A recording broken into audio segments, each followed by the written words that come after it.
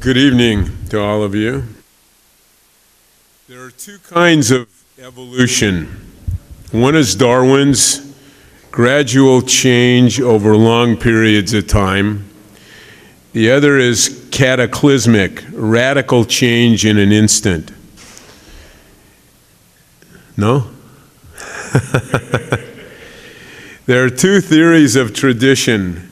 One, that the value of the past obligates the conduct of the present and mandates the future. Two, an unorthodox view that a tradition of non-tradition, the opposition to precedent, is also a route to the future. SCI-Arc values a critical discourse, but we have to be extremely careful that SCI-Arc doesn't simply insist on its own model for change in the world as we define change, and disregard possibilities that fall outside our formulation. It's possible to argue that a piece of the what is architecture and who says so debate is missed here. For instance, Ed Soja spoke last week about a conception of space in the city he claimed was beyond the purview of most architects. Likewise, the architecture and city planning of Scott Johnson and Bill Fain, it's fair to say, are also outside the typical non-traditional SCI-Arc pro forma. But that doesn't mean Scott and Bill might not enlarge on the SCI-Arc model. SCI-Arc architects are often advocates of radical change. Many of the architects who teach, exhibit, and lecture here have pushed architecture to impressive, expressive extremes. The implied, though not always articulated, objective is to make architecture different, and indeed to use architecture to imagine another, perhaps superior world. The world could be other than it is the mantra. Let's make it so. And aspiring to make the world different means to confront existing conditions in the world as we find them, or to withdraw from those conditions, or on occasion, some of both. Shock is also a premise, often unspoken, that underlies radical architecture. The world as intrinsically strange, or is it? Johnson and Fain have disowned shock and incorporated Darwin. No to confrontation, no to withdrawal. Surprise rarely a part of the repertoire, and for them the world ain't strange. For Johnson and Fain, the world of architecture is a relatively congenial venue. The Johnson-Fain design process is tactical, less single-minded, more broad-minded, less categorical, more categories, less mine, more ours. So the Johnson-Fain pro forma provokes the most fundamental conceptual question. If the world runs on nihilistic madness, even if the world runs on nihilistic madness, why should architecture confirm that deconstructed vision? Why not an alternative? Johnson-Fain have produced a substantial alternative portfolio of planning and building projects around the world over the last 25 years. Practical, pragmatic, utilitarian, and facile. Their work is both studied and learned. Scott's recent book, The Big Idea, is filled with recitations of buildings and projects, both current and historic. Clearly, the firm's work sits on a solid intellectual premise with an instinct for the varied traditions that have described the architecture ideal over time. Minus the shock and awe quotient, please welcome a presentation of the Darwinian Case for Architecture and City Planning by Scott Johnson and Bill Fain.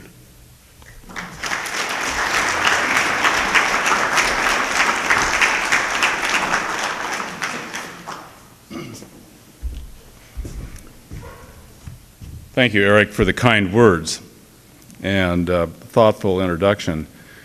The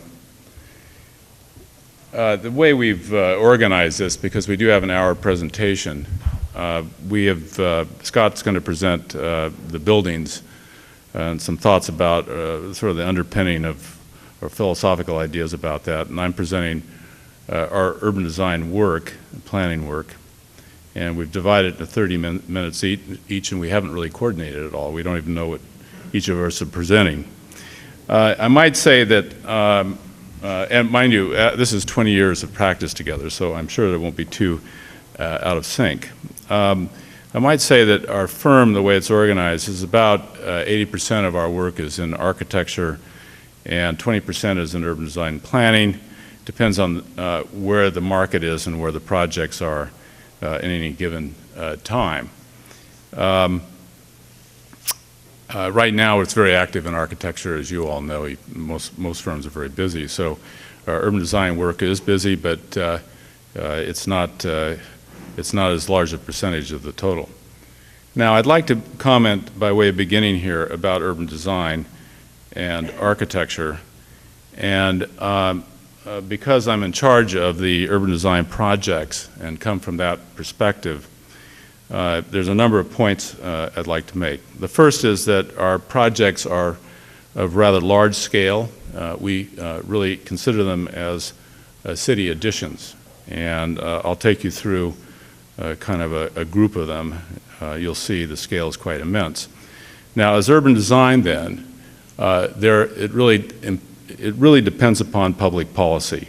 And what it means by that is that it is not urban design as big architecture. There are many projects that are designed within the urban design plan. In essence, we create a framework and a decision-making system which guides and structures development for the benefit of the collective. A very important concept, for the benefit of the collective or the public good. The plans, in a sense, have a sense of being deferential to others, and progress in our urban design plan is measured by the ability of the system to allow others to act. In other words, as designers, and you all are in that, embarking on that course, you have to learn to know when not to be overbearing and to allow others to act within the urban design system you've created. The issue of pluralism, and this is a term that's used by architects frequently, and to the urban designer, it's creating the circumstances where others can express themselves, not a building with a variety of expressions. That's what cities are all about. Space to an urban designer is the object, not buildings as objects as a predominant form. Time and movement of people and space over time are primary importance to the urban designer. I use the term time form, and this is actually, it wasn't really coined by us, but it was really coined by Bill Viola in his exhibit at the Getty a year and a half ago. And he sees it very much a part of his work with cinema, is that places change over time. And it's very important to anticipate that and to provide for it. Urban design solutions draw upon what went on before and are an expectation of what will happen in the future. And Eric alluded to this. Quite frankly, we use history. We use it. We create the opportunities for the new thing, but we have to, because the scale is so large and cultures are so complex that we have to begin to understand that projects are placed in a continuum. Our projects, urban design projects, are placed in a continuum somewhere between being and becoming. We're very process-driven because of this. The ideas are expressions of context making for social and economic conditions. Context, we try to understand context, read from it, respond to it, but we also create the context for others to act. Lastly, simple or modest moves in design are equally as important as bold, aggressive moves. And urban design is really is a balance between the big universal idea, which is, seems to be so apparent and very important to us all as designers, but it also accommodates the small and incremental action. And Paul Goldberger wrote about this in his critique of the Robert Moses show being shown in New York right now. And I think there's in 3 different exhibits. It's such an immense thing. But Robert Moses, for about a period of about 40 years, redeveloped New York in various ways. And he talked about it in his critique, and he balanced Robert Moses as sort of the one who deals with the big infrastructural ideas against Jane Jacobs, who talked about the cities that are made up of a lot of small actions. And quite frankly, in urban design work, we try to balance the two.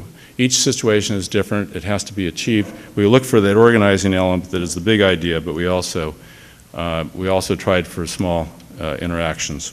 So I'm going to take you through quickly here, because I don't want to interfere with Scott's time, but a number of 6 projects, 5 of which are very strong city addition projects, and actually the 6th one is too, but the 6th one is actually a project that it really is 12 years in the making and is just now starting construction. Began as an urban design planning project, evolved very slowly into architecture, and at the end here, Scott and I have collaborated on it, and I'll share that with you. So, Kursu, which one did I push here? This one. Okay. So, the first project we're going to be looking at, yeah, here it is a project that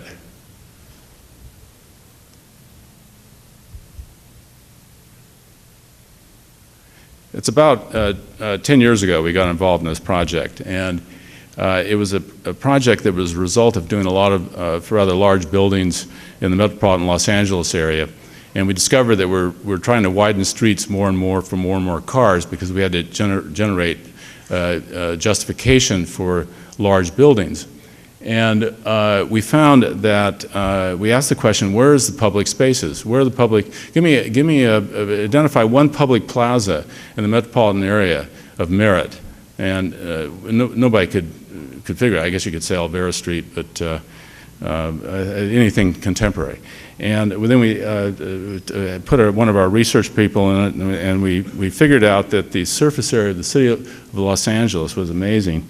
And we found out that of the surface area of Los Angeles, 3% of the surface area, 3 to 4% of the surface area is devoted to public parks. And when we looked at other cities, New York is 17%, Chicago is 13%, Boston and San Francisco about 9%. And what we found out is that Los Angeles is terribly remiss in having public spaces. So we developed a program called the Greenways Program, and it was shown at MoCA. It was one of the 17 projects in MoCA that went around nationally. And it was basically saying, where can we find residual space? And it was clearly that it was in the river corridors, the rail right-of-ways, and many of these things. And residual spaces, power lines, and here they are mapped. And it was unbelievable. It's a 400 square mile area, and we were able to find these places. And when we designed a series of connections, these are actually the parks in Los Angeles, and South Central is located in this area here, and it's quite devoid of public parks. We connected them with greenways. Not all the right-of-ways are used for greenways, but we tried to connect them to where we thought the transit was connecting through. And then we developed a series of what we call greenway towns and villages. And they become the basis for the urbanization of the city, not just the rail corridors or the roadways. So this then just to take you through a series of drawings that went through this and showed various, this happens to be out at Pasadena, and this is at Canoga Park at Warner Center, but taking the river right-of-ways and trying to make something out of it. Well, clearly now we're seeing much more of this, and it has progressed quite a ways. The new river plan, of course, is just being released, and it was adopted. 80% of the right-of-ways were adopted in the general plan for the city of Los Angeles. The river was a very interesting sort of subject. So we were fortunate to be invited to look at another river that has very similar flood characteristics. And as you know, the LA River, once it rains, within minutes, the right-of-way just fills up with water. It's very, very dangerous. And so we found that in Rome, Italy, they had a very similar kind of flood condition. So we did a study of the river from the Gran Ricordo to the north, and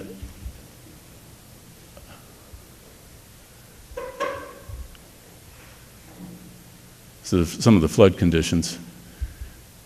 And in that area, of course, this is the middle of Rome, and the river was, in 1870, was the year of the greatest flood in the history of the city. Now, the city itself is a part of the history of Rome because, as you know, the city is considered, it has many, many layers of every time the Visigoths came down and they destroyed the city and killed everybody, then the flood would happen. It happens 3 times every decade, and within 5 or 6 times, the ruins are totally covered because of the silt in the river. It's an enormously silty river.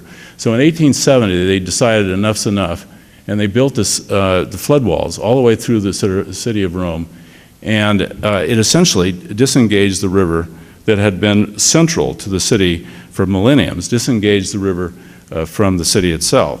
So the subject here was to figure out how you might strategically, without interrupting the flood conditions, to be able to take down portions of the wall in order to reunite the river. These are early photographs of the river, and here it is today.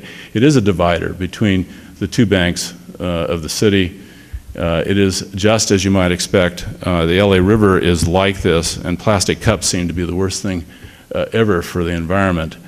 And it has all the trappings of graffiti and drugs and all the things. But so the question is, how can you make it more central in many ways, like in Paris and Berlin? And so we looked at the area from the Gran Ricordo to the north, which is here, all the way to the south, which is a 40-kilometer distance, and then focused in on the central piece. And we looked at 3 basic areas, one at the Ripeta, one at Castle San Angelo, and the other at the Tabarina, which is the island. Yeah, the island was the origin of the city mythologically. It's where Remus and Romulus came ashore, and then the other subject at the Vatican and Castle San Angelo here. The Ripeta, we because of the Meyer project going in there, we postponed that for a later time, and the island itself here is a series of improvements. The wall comes down at the Cloacus Maxima located here. It then is, there are flood control gates that are put in there. The old bridge over the river is connected, and there are a series of walkways. You can see in the section that's being taken down here. The other place, again, is up at the Vatican, and here we propose a new subway connection, as well as taking the wall down at the castle itself, and the subterranean auto tunneling in order to make it possible as well. So from Rome then, the issue of actually working in another location in terms of urbanization and city additions, it was a competition that we were asked to compete in 2000, the year 2000, 2001. And there were 8 firms internationally that were asked to compete for this competition. and it was the design of the Central Business District in Beijing, China. There were 3 Americans, Skidmore, Owens and Merrill, SOM, MBBJ, ourselves, and 2 Europeans, 2 design institutes in China, and 1 firm in Japan. And it was a 10-week competition, and we were very fortunate to win it. And part of this whole thing is, how do you relate to how do you do a central business in China? In 1948, Mao shut down China in terms of commercial activities. The slide just before that, you saw the Imperial Palace, or the Forbidden City. That's the historic district. And they identified this area to the east of the sort of ground central in Beijing as the central business district, and partially to relieve the pressure of development over the historic district and to identify a place that it could happen. And we developed a plan for 115 million square feet, which is really quite an amazing amount of density, but it's also 4 square kilometers of central Beijing. It's at the intersection of what they call the Third Ring Road and JiangWan, which is the main boulevard. It's like the Fifth Avenue in Beijing. This crossing is called the Golden Cross, and we developed an idea based upon an open space concept, and it was really originated from a Chinese plan that was developed 2,000 years ago. This is the ideal city in China, and it has a series of 9 gates. It's very axial, and a series of connections, and we generalized the idea of essentially a box of open space that centers the Golden Cross. In that, then, you have a series of developments, and they're all oriented towards 2 hours of sun a day. Now, many of you know this, but China for the last couple thousand years have had a sustainable architecture, and it goes with the hutongs. Hutongs are the courtyard houses that predominate all over Beijing, and you see them. They're oriented towards the sun, and it's partially because they don't have any power. China just didn't have much of a power grid for many years, so there's a requirement for 2 hours of sun on all buildings. So the plan accommodates that kind of organization, and it's clearly oriented around parks, water, and the sun-solar axis in the plan making. It allows for densities to be built in one location, relieving pressure on historic areas of other parts of the city. And we proposed a new subway line that goes north-south up the Third Ring Road, which connects to the airport. So it's quite a comprehensive plan. Now, from this, we did a second plan. This is only now 3.5, 4 years old. It was done, we were invited, there's 4 teams to compete for the design of JiangWan Subtown Center. It's one of the 4 subtown centers of Shanghai. And it's like the American scene, the Chinese are also phasing out their old military bases. And this happened to be a plan for an area. You can see it. Here's downtown Shanghai. And you can see the area up here, which is an undeveloped area. It's essentially next to the river, and it's about 1,000 hectares, or about 2,600 acres, and it's an old naval air station. And what was interesting about this, here it is, and you can see Pudong across the way, which is sort of the new neighborhood of Shanghai. The Bund is located in the foreground here, located here. And we developed, it's a very interesting competition. It was a 10-week competition. At the end of 5 weeks or 4 weeks, we had to go to China and present concepts. Now, there's 4 teams competing, we're the only American. And so what happened was that they gave us a generalized program, but you're talking about 2,500 acres of central Shanghai. So what we did is we developed 3 plans, and we presented this to about 400 engineers who were all taking notes. And the whole principle here was they're going to give comments to us about our plan, and then we go back and work harder. But we gave them 3 concepts, And they're predicated on the idea of what the future of China is. The first was the idea of the green city, and obviously with a history of sustainability, and clearly the challenge in the 21st century is cleaning up our environments, and certainly in addition to the city needs to be thoughtful in that regard. Then we have to have a plan that's based on green, sustainable processes. The second concept was the knowledge city, and each of these have different configurations, as you can see. But the next idea was the knowledge city, and there's 2 universities that are located in this area, and we said, let's introduce 2 more that have to do with knowledge, because clearly your avenue for prosperity is going to be through education. You've got 1.6 billion people in this country, and they're just now discovering education. It is the future. And then we presented the last scheme, which we call the Good Life City. And of course, that's the model of American model, which is, let's make our city fun. And it has all the bells and whistles, of course, the marina, the urban golf, and low densities in areas that are very nice. So we went away, and after a week we came, we were waiting and we were hoping to tell us, and so 2.5 weeks came by. We finally decided, heck, we're just going to combine the green and the knowledge, and go back, and now 3 weeks hence. And so we get a very simple line back from the Chinese. Says, Mr. Fain, we like Good Life City. And so it's like, so we ended up doing is we used the Good Life City and then combined some of the other aspects to it.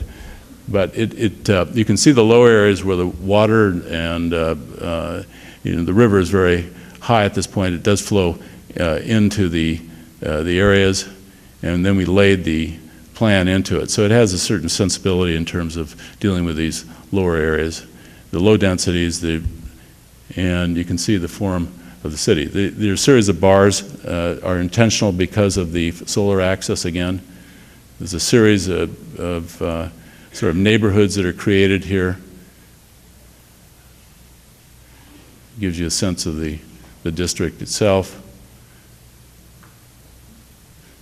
Low density areas, and I think these are unheard of images that you would see in China. We'd see them here, of course, everywhere. The marina, the idea of using canals, using the water, access to the China Sea.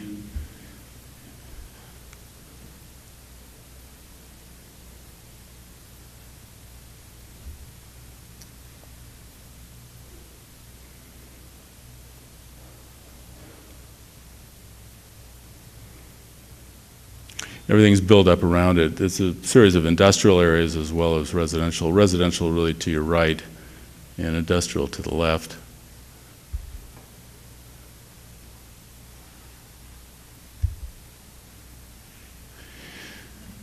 So the next one is a project that we began actually in the 90s. It took a while, and it's now it's now being built out. It's a project that we were the 5th plan for, and it's a location in San Francisco. It's called Mission Bay, and we are the 5th plan. Let's see, I think it was John Carl Warnicki did the first plan about 30 years ago. IMPA did the second. I think it was MBBJ did the third, John Cricken at SOM did the fourth, and then we did the 5th. And apparently in the last one, Catella spent $84 million in architectural fees, quite amazing. But entire organizations of the community have been organized over the years around this project and trying to kill it. And we happened to come in, sort of the last people were standing, and we were able to do a plan. But one of the things we did was to try to understand what the hell went wrong in some of the other plans, and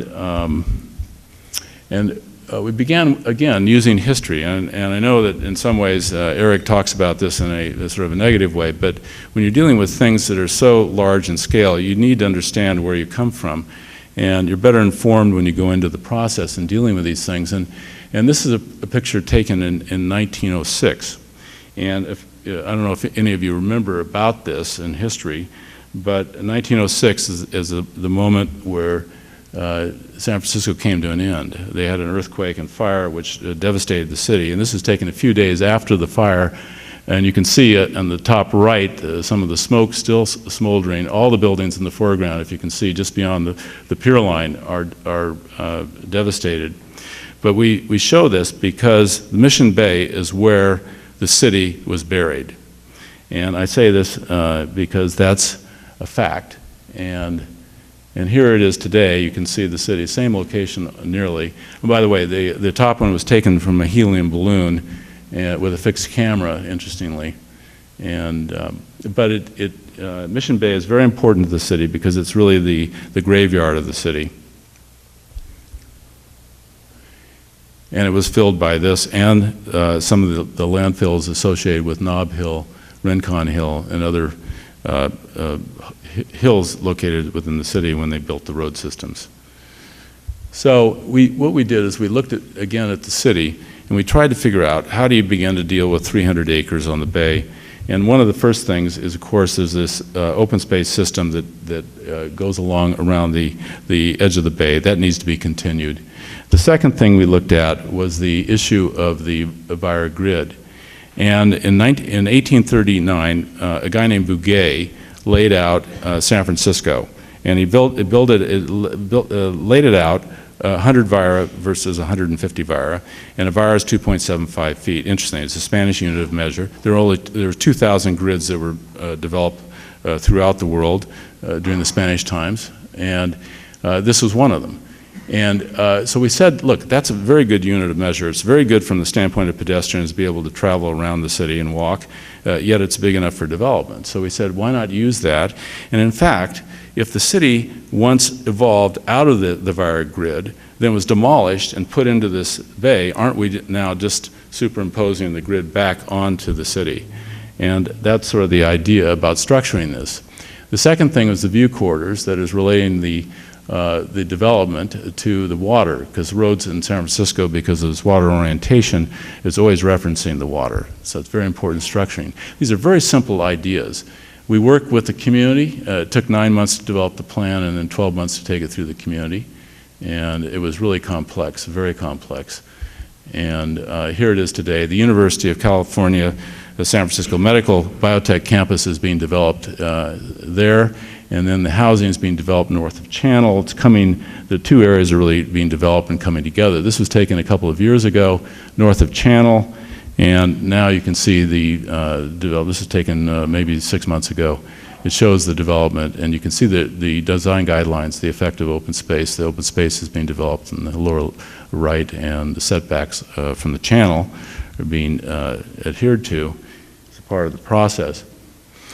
The last project I'm going to show is one that's dear to our hearts in some ways, because about 14 years ago we were called by someone in Oklahoma. It happened to be the head of commerce for the state, and he asked if we'd be interested in doing an Indian facility in Oklahoma, and we said sure, and we didn't know what that would entail, but I think Eric, you juried this as a part of the Next LA awards last year. But what happened is that we began a process of site selection and then finally doing site development, and it's all predicated or based upon the issue that happened historically in 1830.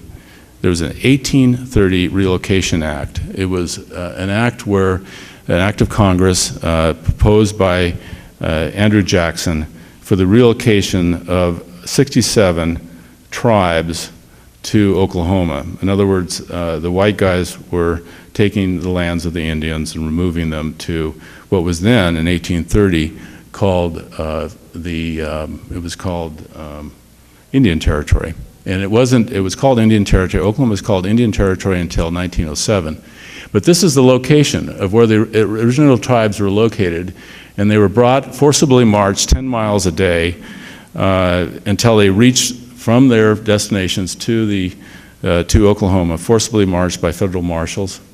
There were over 100,000 of them. It's called the Trail of Tears. I think maybe some of you have heard of this. And it is, there were stories written about the Seminoles from Florida, but the same thing is true with all the other tribes.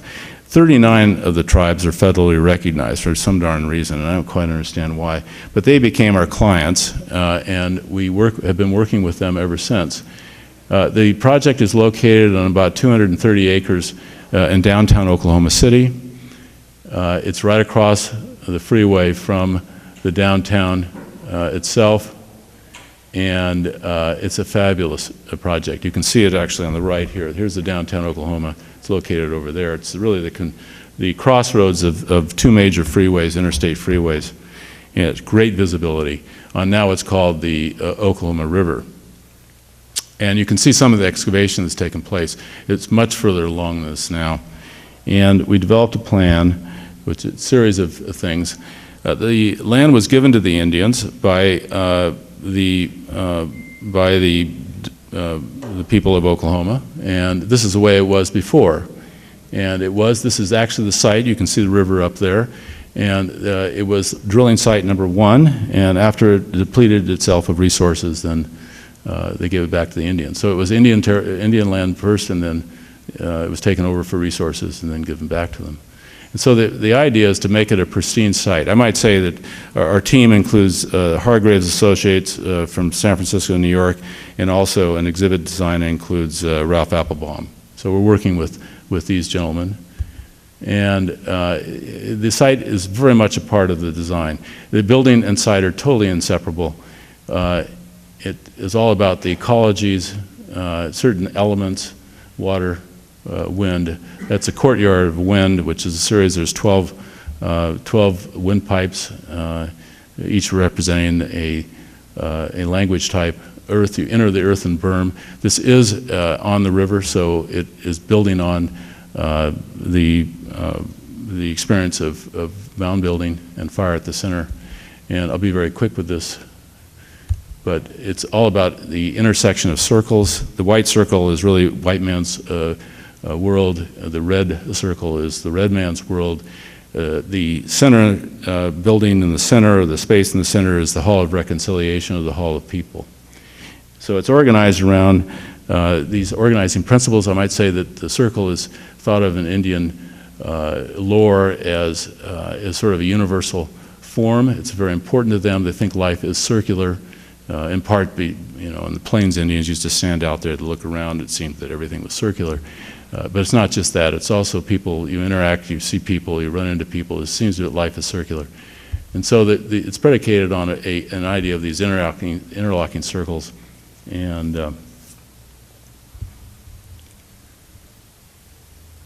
so this is a procession through. At one time we had more windpipes, one for each of the tribes. Then we discovered that if there was an additional tribe included in the roster, we'd have a hard time putting a windpipe in. So we decided to go to 12 language types instead. The central space. And then the promontory walk, which is extremely important. And it's really prehistory is the Garden of Origins are to the left. You walk up between the Hall of the People and the balance of the building. Anyway, so that's really the encounter, and the future is beyond the building. So it's a very symbolic kind of walk. It has a series of we call sky terraces that are actually built into the building, and they commemorate each of the acts of Congress that diminished the Indians' presence in America, and then other interpretive elements all the way up to the peak. In essence, it's the Indians believe that man came from the earth and ascended to the heavens.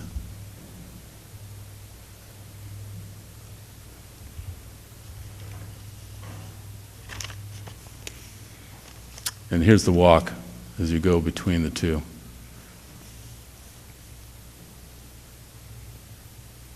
This is all outside. You look into the space, it's all glass.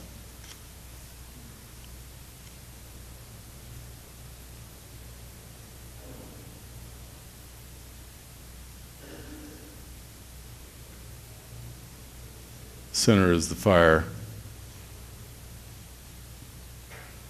Fire is sacred to the Indians. In this case, we've used it in a symbolic way, but it's each tribe interprets fire in a different way.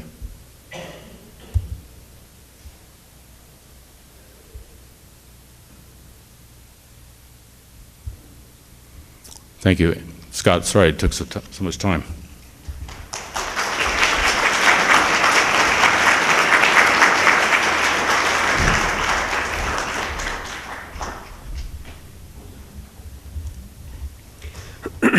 Thank you, Bill, and thank you, Eric, for your introduction. I think if we don't fully cover your suggestions tonight, we'll be happy to schedule a sequel for that, but very thoughtful and interesting.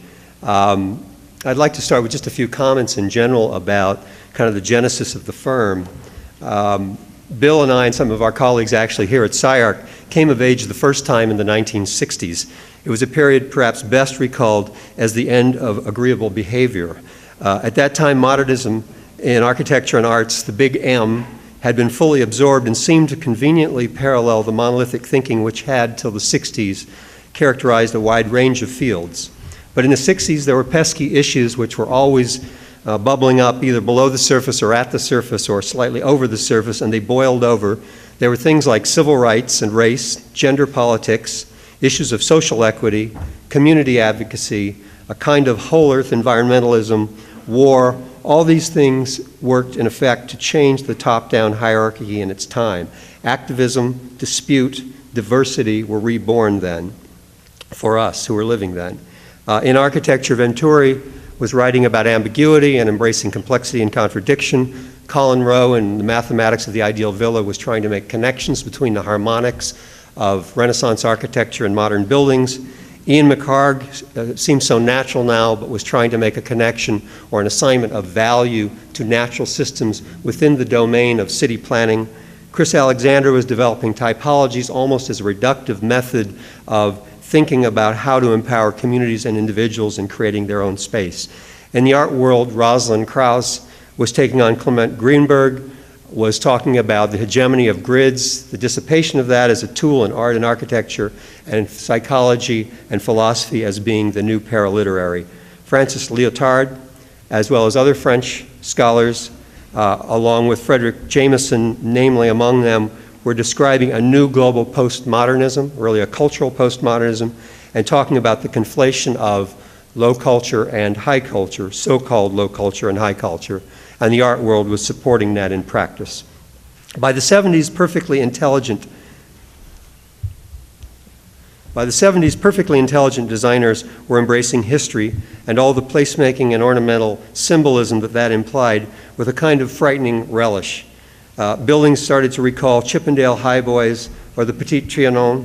Details were scavengered from old buildings. The Prince of Wales likened a proposal for a sleek new tower in London to a carbuncle on the face of a dear friend, and most observers were perplexed and stared at their feet. Lurching into the 80s, historiography, that is to say, history which pretends to be factual in some way or verifiable, and architectural criticism were firmly retired. Theory took their place. Some of the earlier scholars that I just mentioned, some post-structuralists, some Marxist, many French, many Europeans, and others in this country were beginning to run the show. Architecture was being downsized or recast to be just one more form in the larger operation of the production of postmodern culture. Ideas, theories could now move fluidly from aesthetics to semiotics to politics to music to architecture, country to country, pop culture to high culture. Some architecture responded by becoming dense, and I'm referring to intellectually dense, and had as much to do arguably with a speculation on these other fields as they had to do with what had been previously thought to be architecture. And then in a remarkable moment, a show was hoisted in New York's most important modern museum called Deconstructivist Architecture. Work of 7 well-known architects was shown, 2 publications were immediately produced, and by the time the show came down, all participants were denying that they had an affiliation and that in fact the movement existed at all. All that was left standing was great PR. By the 90s and into the millennium, the impacts of global practice, media, digital modeling, environmental degradation, and the presumed and material successes of a global capitalism were having effect. For those of us in the consumer class, probably everyone in this room, we've been treated to huge portions of themed environments, some obvious, some highly coded, more surreptitious. The reflections of scholars, such as Marc Auger and Hans Eberlings, have reminded us of the placelessness of an increasingly familiar world of airports, hotels, malls, offices, et cetera, and delivered up an applicable term, the supermodern. And finally, although we expect it's not maybe final, a number of highly exercised and well-placed academicians have assured us that theory is dead, or at least it's irrelevant. We now live in the age of post-theory. It's frankly quite a lot to think about. Johnson Fain, I should say, first of all, these are some of the milieu of historic ideas or roots that perhaps provide an underpinning to the work that we have produced. And as Bill mentioned, we are just this year actually coming to our 20th year as an entity. Our goals, we try to keep them reasonably simple. That's not always easy. We try to make them consistent, at least in approach, if not in outcome. I would say they are, in the most simple form, 1, ideas are the basis for design, production follows concept. In the big idea, Criticality in Practice, a book which Eric referenced, which I wrote last year, I go through some of those and whether those concepts are ideas about privacy and publicity, or transparency in the civic life in architecture, or the use of resources and sustainability. We believe that production always follows the central concept. The second idea would be that architecture is language, that architecture is a form of communication most fundamentally, that it is like language, an artifice that's contrived by the designer in concert with a growing number of stakeholders, and it's an iterative process.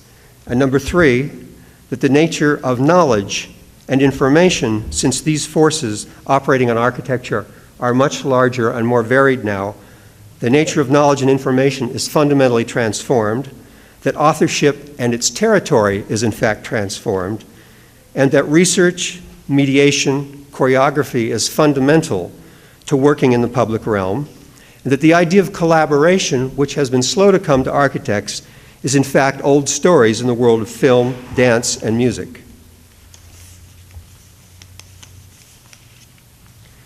I quite like, I guess because I didn't think of it, something that Aaron Betsky said about our work a few years ago. He said, and I quote him, "Open-ended in execution, Johnson Fain's work brings a sense of Baroque complexity to the modern situations it houses. 2 features mark the accomplishments of this firm: an interest in the principles and aesthetics of the incomplete and the strength of the resulting singular images." I think both Eric and Bill referred to the essence of this comment, but it is this dialectic, I think, in which we operate in architecture in the studio.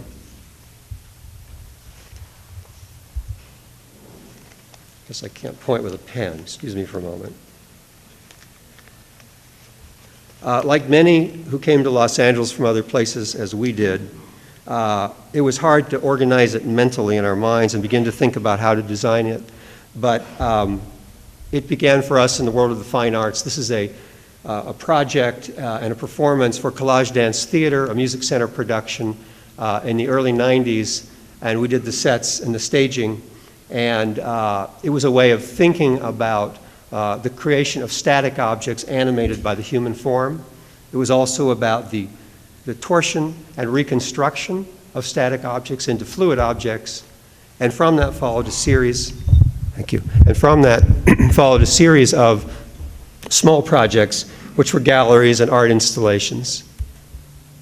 I guess in a way, predictably, the inevitable house projects occurred, and this is a project in Northern California on a long spit of land in the Napa Valley. And it was actually many things, but it was about the investigation of a line or a connection of 2 points, an entry point and an end point being the living room and the view to the hill, at the spit of the hill. And it was a series of cubic volumes which interacted along this line or this spline and sort of displayed itself over the course of 240 feet, which is the length of the house. This was another house that followed for Bob and Carol Leaf in Northern California, and this was frankly more about horizontal space and planarity. It was simpler in a way, but involved 2 axes. You can see the 2 axes here and the intersection of them, one being the entrance, the other being the living room, suspended above the natural topography.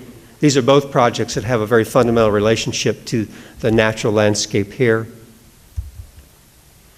We did other houses, one of them in Malibu here on the hill, because of our own internal interests and growing interests in variations in geometry, as well as the fact we were at a highly topographic site here, and we had radial views, a whole series of organic conditions.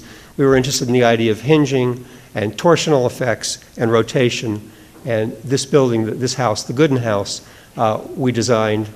It was quite opaque on the top because you actually enter on the top and it faces a public road. It actually steps down to a lower level, which opens out to a deck and oversees the view. So all the living spaces are actually on the lower level.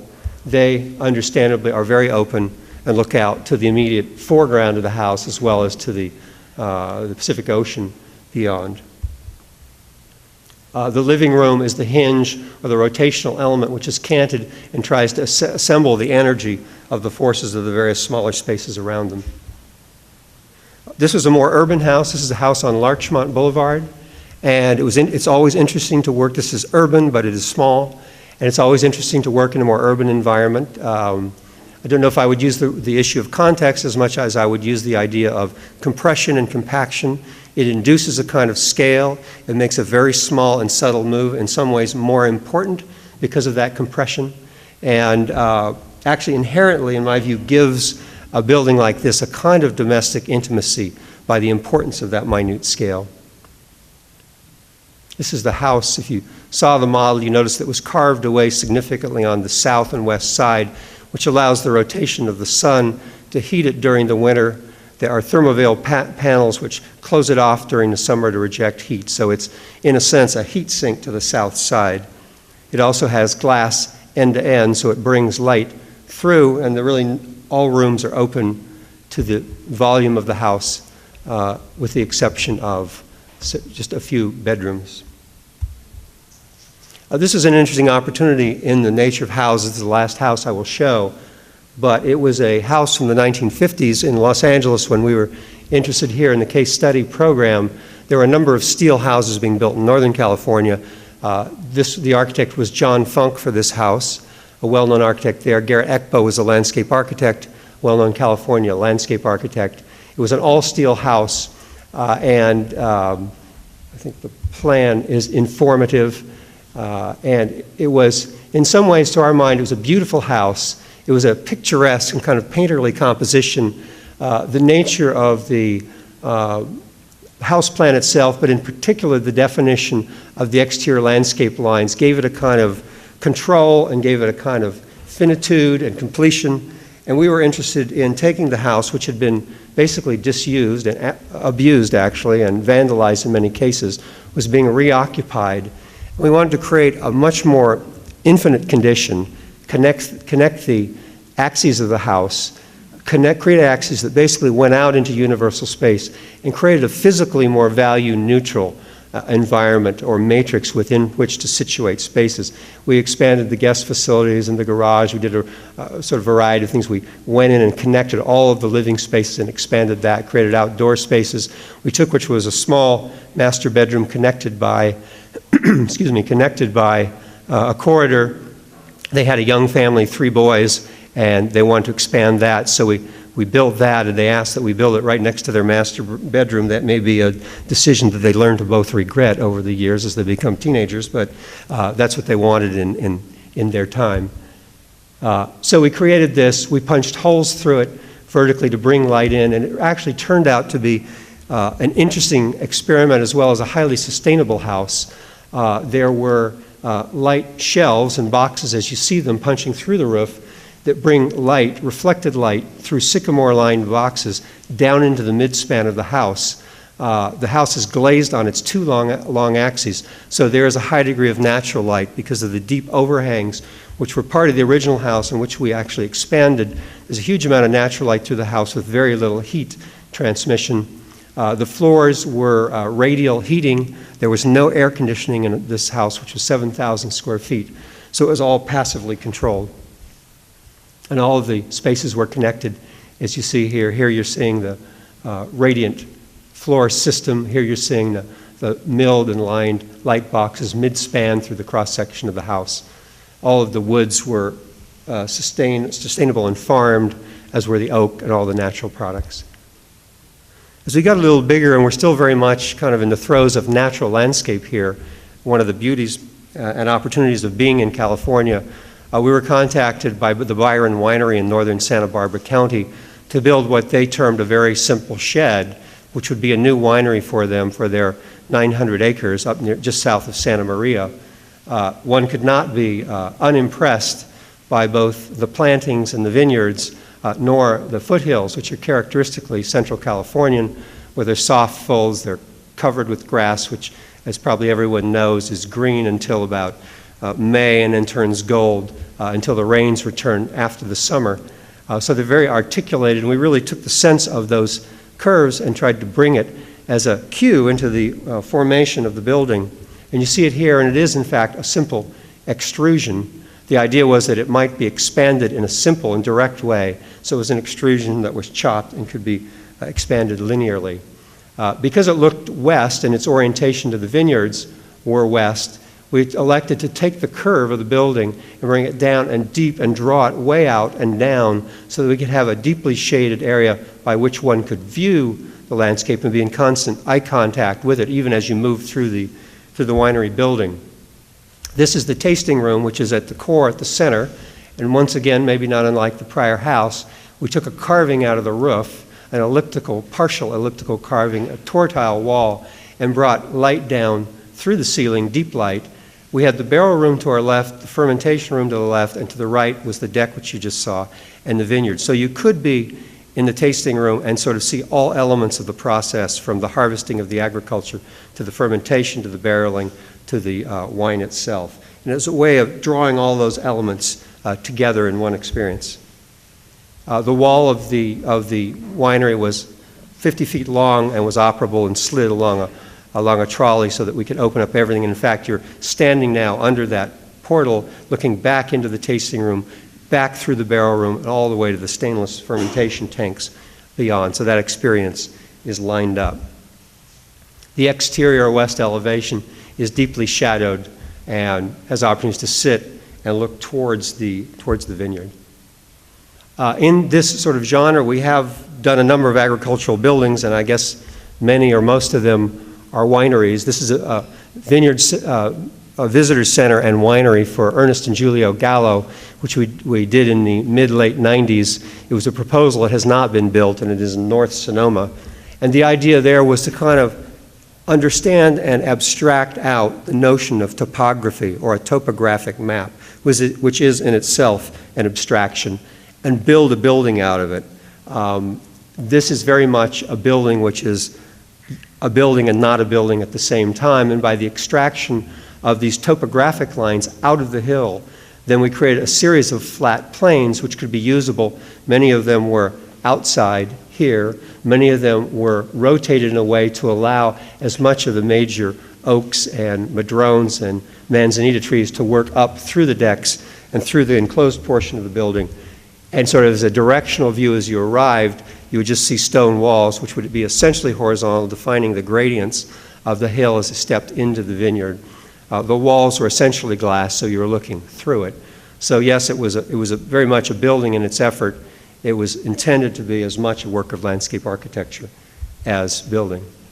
Other buildings that we were doing and looking at the time, this is a winery in Oakville, California, again, Northern California, which was about the idea of creating a kind of super form, a form of scale, not unlike all the way around and disappears in both directions. So it's arguably a physical condition as much or more than it is a room. There are a number of other projects as we were developing as we were doing this. This was Jain Cow, which is a study for a resort project, a proposal in northeast of Beijing at the connection of two rivers, two tributaries. We were interested again in thinking about sort of the tidal action and sort of the nature of the landforms that we were laying this building into. We were also interested in, frankly, the sort of opportunism of being able to place the human body and its senses out into the landscape with views in multiple directions, with meticulous and specific orientations to features which were around us. You see it here in plan. It does have a sense of iconography, but they lay low, as you saw from the earliest images. They're very flat, and they rise out of the landscape itself. It's a very flat landscape, so slight variations, subtle variations count for a lot. And the arrival is actually a non-building. The building per se has moved left and right, and you arrive and look through to the connection of these two historic rivers. I won't spend much time on this. Bill did it very well. Just referencing again the American Indian Cultural Center and Museum, and I would only say in some of the formal development, the idea of sort of the form of physical culture and craft was key to the development of this project. The form of community and settlement was important, and the form of ritual and passage in the Native American experience was important, and those were among the many things that had us sort of thinking about the shapes, the drawing that Bill showed of the overall promontory and earth form, the building being sunken and really, again, as one part of that. This is an architectural drawing that shows the exhibition in the gallery portion, the Hall of the People, which Bill showed to you, and then the Discovery Center, which is a more active piece, and it's a collision or a connection, if you will, of all of those elements developed out of the arc segment of the very fraternal and spiritual circle.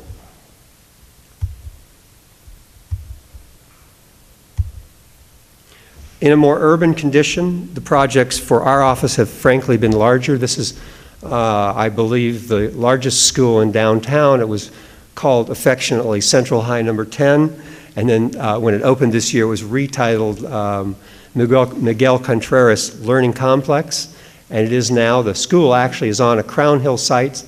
Those of you that know, downtown is really over here. The Harbor Freeway, the 110 going to Pasadena is there. And it's really this whole site here. It was a complicated and underutilized site. There's a lot of topography at this end of it. It was 22 acres and in a very provisional and transitional neighborhood. We chose to sort of develop it, to plan it and site it, and develop it as a diagram that the academic portion would in effect be here. Quadrangle maybe is too strong a word for it, but that academic quadrangle is here, so students can move around open space through various academic classes they have. This is the entire sport and training complex here. There are 2 gymnasiums here, an Olympic pool here, track and field and baseball out here. And then the only thing I would point out here is the academic portion is really here.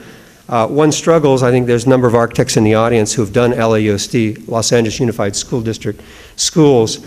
I think we all struggle with the fact that we want to open their assets and their advantages to the community as large. The school district itself tries to close it down and protect it. There are issues of truancy and gang activity that convince them that they have to be able to exert control. What we attempted to do was sort of zone a more public portion here and zone the academic portion here so that we could enter, or one could use the facility in a way that the public could enter here and enter majorly here off of Lucas. There would be in effect a town square or an open public environment here with student food facilities, faculty food, theater here, student and faculty facilities here, so that this in effect was a public zone, and this was inherently a more private or focused or contemplative place for the students. It's in a rough neighborhood. The architecture is animated, dynamic, and actually we took the approach that we would use very straightforward and simple materials, that we would open up the school to be architecture parlante, if you want to say, historically, or speaking architecture, or architecture that one would see the connections, the parts, and the pieces of it. This is the rear side, actually, and you're seeing the media center, or the library here. You're seeing the end of the academic wing, and the public portion is slightly uphill there. The public circulation space are completely open, naturally ventilated, weather protected vertically. All the delivery systems, such as plumbing, heating, mechanical systems, are all exhibited and open. The school is basically built out of poured-in-place concrete and a polychromatic concrete block And we wanted something that was lively, animated, and had its inside out for the students. We've been back many times in the last few months since it's opened, and it's quite a pleasure to hear the students comment about it. They seem, for the most part, to enjoy it. It's, in any event, quite different than where they came from, principally from Belmont School which is nearby. You're looking at the intersection of the pedestrian way, which connects the academic wing to the sports and recreational wing here.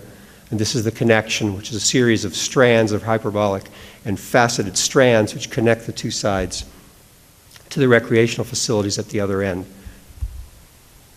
In a city, there is compression I mentioned before. This is a residential building, Metropolitan Lofts, and it's very compacted.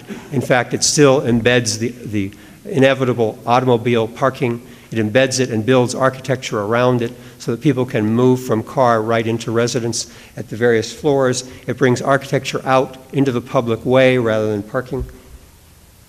It's looking to be an apartment. It's the first from the ground up loft apartment in downtown Los Angeles. There have been many conversions, as we all know, but this is actually built from the ground up. The bottom is highly sociable, screening rooms, various recreational, indoor and outdoor recreational areas. So the bottom is very glazed, very open, very visual. One can see and be seen. The finishes are very tough, mostly just unadorned structural concrete. These are the habitation units above. These are the public spaces in the lower register.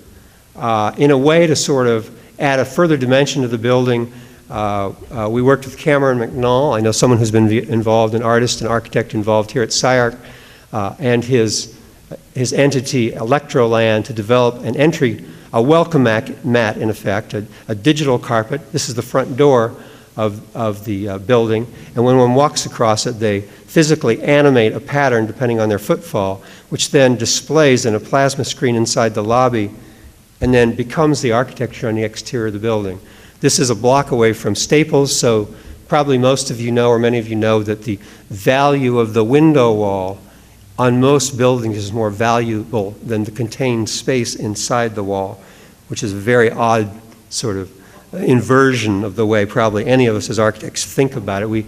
At USC, we did a downtown studio and discovered that Clear Channel will pay you more for the surface than you can get for renting it for the highest and best use office or residence behind the surface.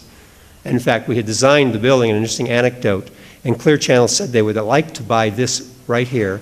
These are the corner suites in this residential block, and they would pay them $7,000 a month for each of those. And the owner obviously could not even get anything near $7,000 for renting it. So he was sort of up against his convictions as to whether to sell the surface or rent the building. I think he came out from our point of view on the right side of that, but I'm sure there were some thoughtful moments there. Very briefly, and almost to the end of this, we have in the recent past done some tall buildings. Some of my history in New York City prior to joining Bill and working in Los Angeles together in our practice was tall buildings. And one of the things that always befuddles an architect in America who works on tall buildings, they tend to be single-use buildings. That's the first befuddlement. The second is you don't know who's going in them. It's all a speculative adventure. So you're speculating who will be there. So you don't know who the ultimate user is, and it's all a single use. One thing that had always troubled me was that the buildings are also static. And we were interested in the studio, in the office, of studying a building that would be more highly animated. So we developed a wall with depth, with what I would call stereotomy, which is to say a whole series of different planes, finishes, reflectivities, member size, bevels, which would inherently cause different reflections to happen, and then work that on a diagonal pattern which respects the inherent planning module in an office building, which one basically has to do when they work in this building type, and then rotate that on a more array pattern to sort of create a dynamic in the skin and a depth in the skin. Then we went and tried to reinterpret the public spaces. This is the lobby of that building. We tried to separate out the structural columns and create figural elements out of them. This is stainless steel and Swedish stone here. And then basically hang the glass wall, and this is a 200-foot long glass wall, which in effect becomes the lobby. So there's no metal in the wall, and you look directly out into the landscape. Transitional elements such as the connection from the car or the rear to the front and the elevators, which is a fundamental part of the ground floor of a tall building, again, were figuralized and huge carvings were made out. This happens to be a mahogany tortile, which takes you through from one space to another. Again, try to redefine the sense of movement. And then scale is always an important thing to us, and Anna Valentina Murcha, an artist from Northern California, worked with us in that inevitable space between the garage and the building to develop scale and meticulous detail in planters. You see them here. And you see the fountains, which were inverted, so they made sound. They created beautiful sound, but you had to look down into these bowls to see the movement, the tortile movement of the water, which radiated around stone mosaics, which for her recognized the Indians or the Native Americans who were here before us. Lastly, two projects which are actually right now in our office, only in schematics. We're very early on, but they're very exciting to us. This is a tower in Dallas. Those of you who know Dallas will know that that's downtown Dallas, effectively built through the mid-'80s and then stopped for the last 20 years. Nothing has been built. The Woodall Rogers Parkway here, Victory, and the new area of Dallas is here. This is the Arts District, the Dallas Museum of Fine Art by Edward Larrabee Stone, the longest, the Meyerson Symphony by I.M. Pei, the recently completed Nasher Sculpture Center by Renzo Piano, the Wiley Performing Arts Center there by soon to come by Rem Koolhaas and OMA, Winspear Opera House under construction now since this picture by Norman Foster. And this will be the first residence in downtown downtown Dallas, and the only one in the Arts District, which you're seeing. It's the middle here. It's this site here, the middle of 7 blocks. There's not time to go through everything we did, but there was an array, in fact, of studies. They were, to use Eric's word, they were tactical. They were also fundamental and iconic, and they were about the relationship between the dynamics of vertical residences and the icon that that would express on the city skyline at the scale of a very tall building. These buildings are almost 50 stories. We came out with the idea of an ellipse. There are many versions of an ellipse. Most of you probably all know that. We ended up with 2 hemicycles or arc segments and a different arc segment here. I would point out only by coincidence that's the Baroque oval that many of the great Baroque Italian architects used. We didn't go at it that way, but that's what we came out with. It's a sort of has an alluring ambiguity in the making of the shape.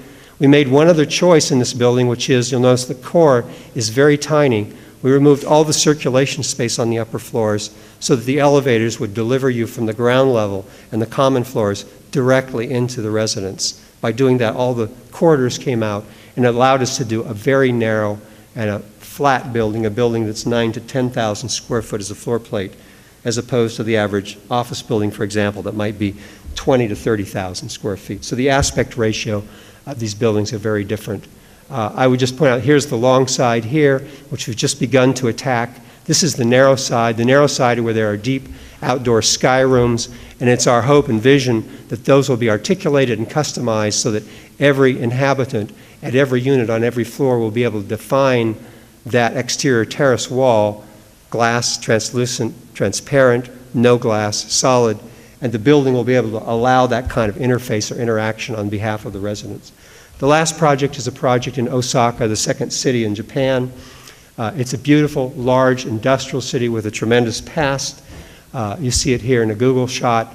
It is, like so many of the major cities in Japan, enormously alluring, chaotic, crazy, elevated highways and bypasses sort of snaking and careening through the upper levels, the undersides and residual spaces created by all of that, a huge taste for advertising and electronic display, and then a huge mix in sort of what is built and the property ownership plan of small buildings next to very tall buildings. I show this is an engineer's drawing, and I only show it.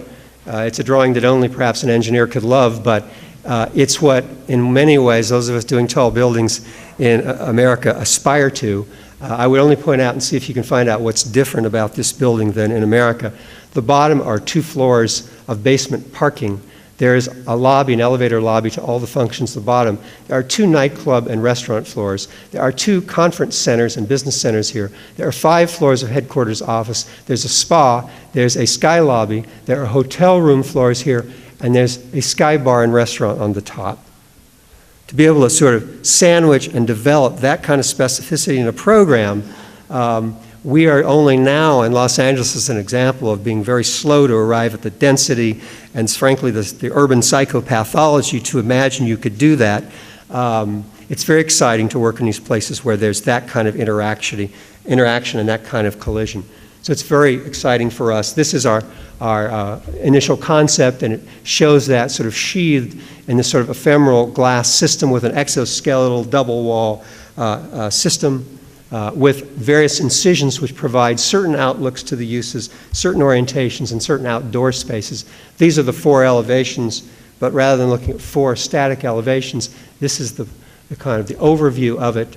It's a fully glass building. It's a skirt that comes down and it opens, and then there's storefront glass, stone, and a whole set of figural elements at the bottom you just get a peek of there. In fact, we've erased the elevated highway, which you see here in the final drawing. So as you can see, it's a very diverse practice. It's frankly a lot of fun right now, and we do, to some degree, more traveling than makes sense, but it does open us up to a range of different attitudes, which has already been fully described, actually interests us. Thank you very much.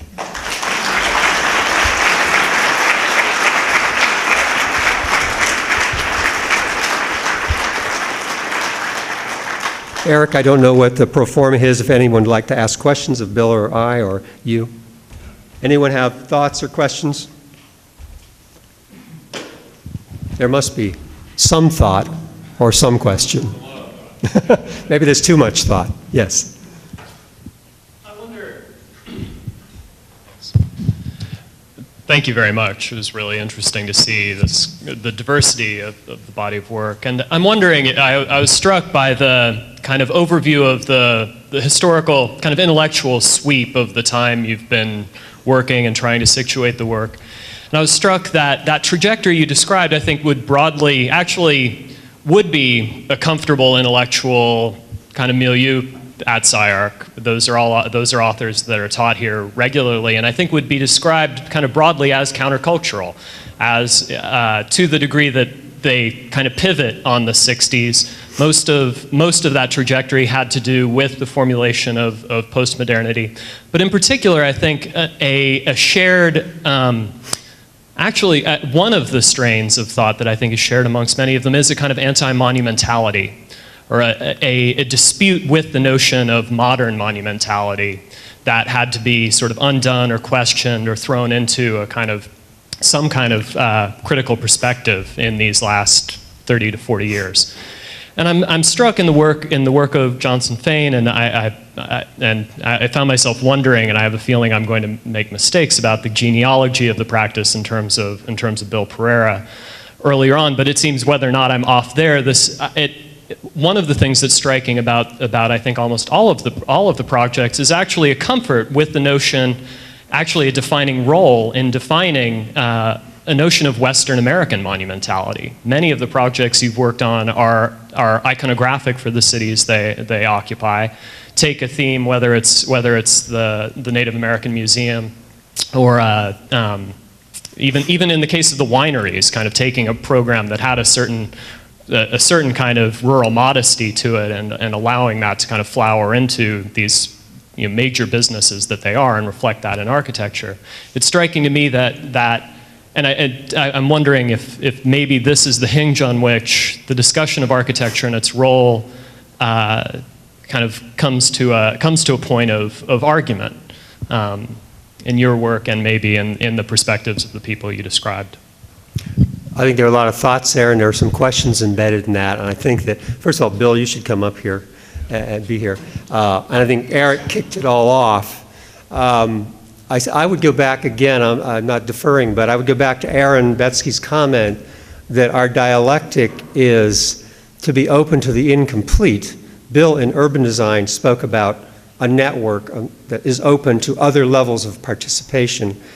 I believe, although I understand there's another oppositional view here, many, but that allows participation, it engages communication.